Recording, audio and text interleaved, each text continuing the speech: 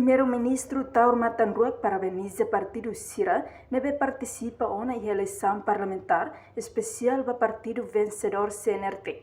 Nós agradecemos a cidadão Sira na participação na contribuição. Primeiro-ministro oitavo governo constitucional Taur Matanruak expressa e o Palácio Presidencial foi no encontro ao presidente da República José Ramos Horta. Quarta-feira, Loran Ranolores Sinhat, Fulang Maio Tinan Rihun Rua Ranolores Sentolo. Caraca aproveita a oportunidade, né? Parabenizar o partido Sira Roto, participa em eleições, em especial o partido vencedor CNRT. Agradecemos a cidadãos em participação, contribuição, e há problemas que mas compara com a eleição de Selo, cada vez mais, que está melhora e credibiliza, forte também prestígio nesse país, valoriza o sistema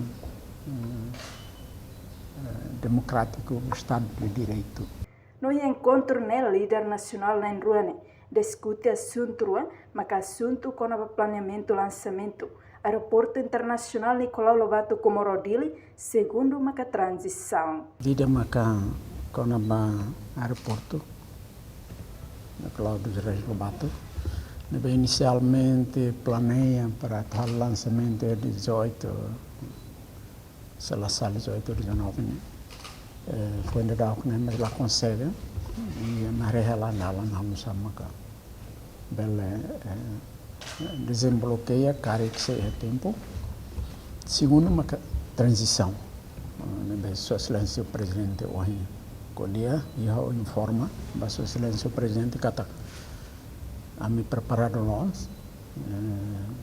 O último encontro com o Conselho Ministro União se acontece dia 7 de junho, lá no Tribunal de Recursos, se for sai, confirma os resultados, não sai o Jornal da República.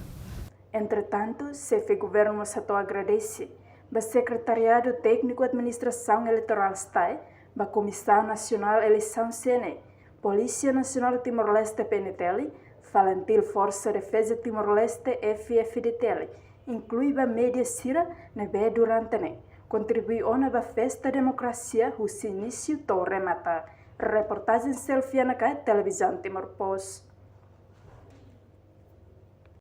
Janela Informação by Emma Hotu. Atuheta informação atual diakliu kita haluha. Haneham botão subscribe, like, halo comentário no fahetutang ba media sosial Hotu.